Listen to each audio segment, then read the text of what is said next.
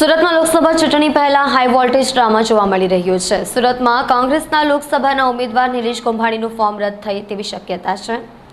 કોંગ્રેસના વકીલ બાબુભાઈ માંગુકિયાએ 4 ઠેકેદારોનું અપહરણ થયું હોવાનો દાવો કર્યો છે।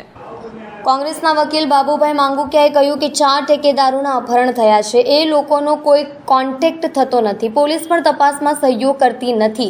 આ ઠેકેદારોની ખાલી સહી જ જોવાની હોય, આ ખોટો ઇસ્યુ ઊભો કરવામાં આવ્યો છે। કાયદા પ્રમાણે સહી જોવાની હોય છે, આખી વિગતો જોવાની હોતી નથી। કોંગ્રેસના વકીલે કહ્યું કે જે સોગંદનામું રજૂ કરવામાં આવ્યો છે તે નોટરી એક જ વકીલ પાસે કરવામાં આવી છે, સહી સ્ટેમ્પ એક જ જગ્યાએ કરવામાં આવી છે। મહત્વપૂર્ણ છે કે આ પહેલા કોંગ્રેસના ઉમેદવાર નિલેશ કુંભાણીના ઠેકેદાર કલેક્ટર કચેરીએ પહોંચ્યા હતા અને સોગંદનામું આપ્યું હતું કે આ સહી અમારી નથી, અમે તેમને સપોર્ટ કરતા નથી। હવે અમને 4 વાગ્યાનો ટાઈમ આપ્યો છે, કલેક્ટર ઓફિસે મળવા આવ્યા હતા। મીડિયા વાળા દ્વારા બધાને ફોન આવતા હતા, તમારા ફોર્મમાં શું પ્રોબ્લેમ છે? હજી કોઈ આ કલેક્ટર ઓફિસેથી કોઈ માહિતી આપી નથી। 4 વાગ્યાનો અમને ટાઈમ આપ્યો છે, 4 વાગ્યા કરી તમે આવો, ત્યારબાદ જે કઈ હશે તમને માહિતી આપશે। તમને શું કહેવામાં આવ્યું છે? ટેકનિકલી અમને કોઈ વસ્તુ કહેવામાં નથી આવી, મીડિયા દ્વારા ફોન આવે છે તમારા ફોર્મમાં શું પ્રોબ્લેમ છે।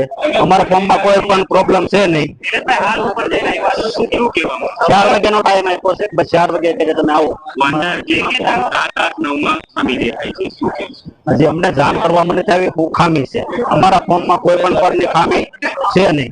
ઠેકેદારોની વાત ઠેકેદારોમાં પણ મારે સુરતભાઈ બધા છે। 4 વાગે દેખાય છે, 4 વાગે